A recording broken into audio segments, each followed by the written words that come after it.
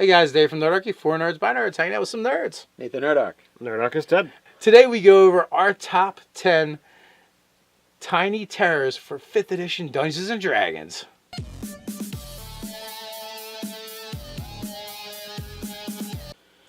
Jump down in the description below where you can sign up for Nerdarchy, the newsletter, get weekly gaming tips, as well as learn how to game with Nerdarchy.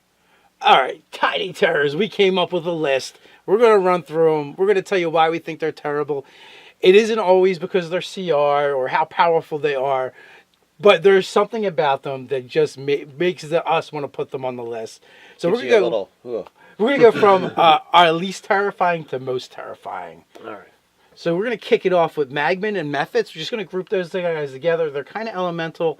And the other thing is they have the same kind of ability that makes them kind of terrifying. So regardless of what they can do while they're alive, they explode when you kill them. So that means you have won, and yet you're still now taking damage. And possibly be killed. So exploding death is terrifying. Yes. Next on our list we have Chokers, and they've got several things going for them. They're aberrations, they've got creepy, nasty fangs, and they've got these noodly tentacle arms with terrible choking claws on them. No, they're small with a 10-foot reach, dude. Yeah, that's the game mechanic part of that, what I just described, of course. They've got when it comes to creep factor, they've got it. They're almost like the promotional blow up guys, but creepier. So number 3 is one of my favorites, and that is the Quickling. They're fast and they're furious. These guys have a movement rate of 120 feet. They can run in, hit you 3 times, and run out before you even know what's happened. And as you mentioned earlier, they can stealth at 60, right? So, yeah. Half your movement you can stealth, so they can do it at 60 feet around, which is crazy. And unless they're unconscious or somehow immobile, all your attacks have disadvantage against them. So they could do a hit and run tactic. And since most people can't move 60 feet and still be able to attack, they could literally move in 60, as you said, attack, move out, and you can't get to them with a melee attack. Right, you could take your one attack against them for your attack of opportunity, for your reaction. You're really going to have to take some planning and figure out how to deal with these guys, how to handle them. And not only that, they have evasion. So that means your area effect spells, they have a really good deck. So there's a possibility they're going to overcome that. And worst case scenarios, they're going to take half. Now, they're a little weak. They have low hit points. But for the beginning of the fight, I think you could really freak out your party. And if they have a lot of melee fighters, it's going to be a problem. Absolutely.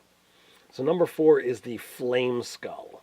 Now, what's more terrifying than a skull that's on fire that is able to throw spells and fly around? Essentially, it's death from above. If you don't have ranged attacks, you're not getting to these guys. They have regular attacks that are ranged. In addition to that, they have a handful of spells they can whip out on you as well. Nothing like, Magic Missile and Fireball to, pepper them players with. Yeah, Fireball tickles a little bit. So that brings us to number 5. Oh, yeah, Will-O-Wisp.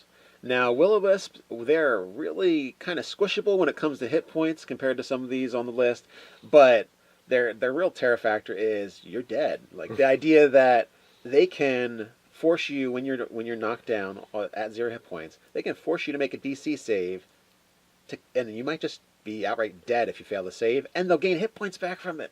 Yeah, and they have a super high dex, high armor class. They have the ability to turn invisible. They're very deceptive. They're kind of a sneaky monster. So yeah, Will-O-Wisp are definitely terrifying and creepy. And let's not, forget that they've got the creep factor of, hanging out in swamps and luring people to their deaths and all of that, ickiness that goes with the lore of them as well. Oh, absolutely. Yeah. So number 6 is the Korrid. And this is out of Volo's guide. And I think a lot of people might not be familiar with these guys. They're small, fey creatures that actually have like a 23 strength and all kinds of powers over stone. Not only stone, but hair too. They have like the weird ability to strangle you with these hair ropes they make. So these guys, they're small and just packed with power. So if they're actually on the ground, they actually add extra dice because they're in connection with the earth. as well as having the ability to summon different elemental creatures. Oh, like Zorns and stuff. Zorns and Galebdors and Gargoyles and Earth Elementals, small things. Yeah, and not only that, though, they literally fight with a great club. So you're really going to come across this guy sitting next to a log, essentially, and he comes up to about your waist, and then he picks up the log and hits you with it. So I think you're not going to be expecting that, and that's going to throw your players off a little bit. That can be a bit terrifying. So number 7. Number 7, we have cranium rats. And they're really insidious because of all the things that they can do and avoid detection of what they truly are. Yeah, so we're like the Chord and some of the other monsters. They could show up in a community, and you're like, oh, we got a problem. We got to band together. We got to deal with this, and they can probably drive it off. The problem with cranium rats is you probably won't know they're there until it's too late, and they've overrun your community, and they've taken over. So the fact that they can be a swarm and be able to disband and run around and be individual rats, they can form together, become a person. They have all kinds of psionic abilities. As Nate says, that you're able to avoid detection from anything that would be a divination spell, sense emotions, read thoughts. They're just immune to it. And they're geniuses when they come together collectively. Yes. So the hive mind part of them is terrifying. So that brings us to, this one is probably one of my top picks. Number 8, the Vogel. I'm probably saying it around, but here's the deal. When you get killed by one of those guys, it is a bad way to go. These guys are basically these fiendish looking heads that have wings on them, and they fly around trying to kiss you and stuff, right? And if they kiss you, they curse you if you fail your saving throw. Every hour, you're not in direct sunlight or the daylight spell, your charisma goes down by 1. If you get the 2, mind you, it's a charisma save, hard to make for a lot of people, and charisma is also the dump stat, a favorite dump stat that I've seen in games, right? But so that's an 8. So if 6 hours later, you're at a 2, well, guess what happens? Your head becomes very fiendish looking, sprouts wings, and pops off your body, and you're just dead. No. It literally says it rips off of your body. Well, yeah, there's that. I think there's a different air of description between pop and rip when it comes to your neck. I want to introduce these guys into my game where the players come across maybe one or more people that have been cursed by these things, and they're just really sick. Oh, see the heads rip off? Yeah, oh. and they come across them close to the final stages, and they tell them this horrible thing that happened to them, and we don't know what's wrong. And all of a sudden, you hear the rip, and the heads start flying around, and then the party has to deal with it. That would be terrifying. Oh, and then they try and do the exact same thing they described happening to them. Yeah, to the PC. Oh, yeah. That's terrible. So that brings us to number 9. I believe this is Nate's favorite. Of course. Intellect Devourers. Tiny little brains with feet running around. And they've got, just that alone, that aberrant quality to them is creepy. But they love you for your mind. And this is where it gets really nasty, is they have this ability to blast you with psychic power. And if you fail that save, they roll some dice, and if their dice exceed your intelligence is now 0. So guess how many more intelligence saves you're going to be passing with that psionic damage? Not much. You're also stunned, and that's how they get you. Because then they can basically pop your brain out, it disappears. I'm going to say they just eat it, because it doesn't really say exactly. Well, but they're called Intellect Devourers. Yeah. To me, that makes it's right in the name. They're definitely eating it. So boom, they're in there. Tuck their little feet in, and they're walking around your body, doing whatever the heck they feel like. They get all snuggly in that little skull of yours. Turtle, but instead of a shell, they're using you. Yeah, like a hermit crab, psychic hermit crabs of doom. And so on top of that, you can't get them out without probably killing the host. Would probably have them leave, but you can't. You have to wish them out, and then they teleport outside the body, and they're happy and fine and dandy. Worst house guest ever. Yeah, and if your brain's not restored, pretty much immediately, you're dead. All right, so number 10. This is kind of where I'm going to go for the top of the terrors, and that's the Demi-Lich, because it's a freaking Demi-Lich.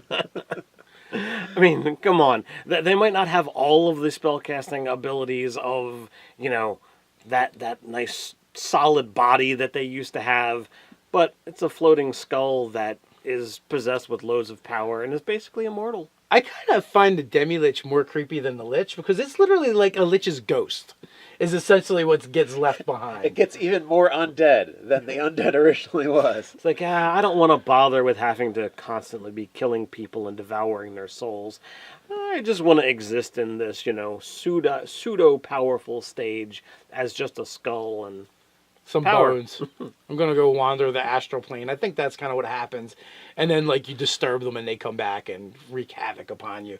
So that is our top 10 tiny terrors. And by tiny, we mean not necessarily tiny size, but small or smaller.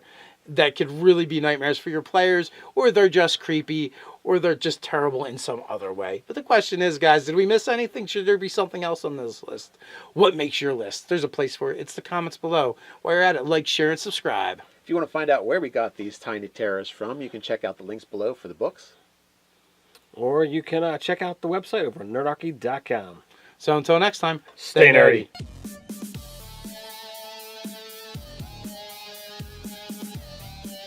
They've got it. Super They're almost like the promotional blow-up guys, but creepier. So number 3 is one of my favorites, and that is the Quickling. They're fast and they're furious. These guys have a movement rate of 120 feet. They can run in, hit you 3 times, and run out before you even know what's happened. And as you mentioned, Hey guys, Dave from Nerdarchy, 4 nerds by nerds, hanging out with some nerds. Nathan Nerdarch. Nerdarch is dead. Today we go over our top 10 tiny terrors for 5th edition Dungeons & Dragons.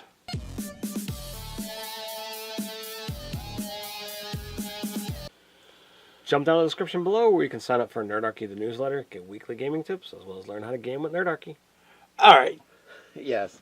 Next on our list we have chokers, and they've got several things going for them. They're aberrations, they've got creepy, nasty fangs, and they've got these noodly tentacle arms with terrible choking claws on them. No, they're small with a 10-foot reach, dude. Yeah, that's the game mechanic part of that, what I just described, of course. They've got when it comes to creep fact, tiny terrors, we came up with a list. We're going to run through them. We're going to tell you why we think they're terrible. It isn't always because of their CR or how powerful they are, but there's something about them that just makes us want to put them on the list.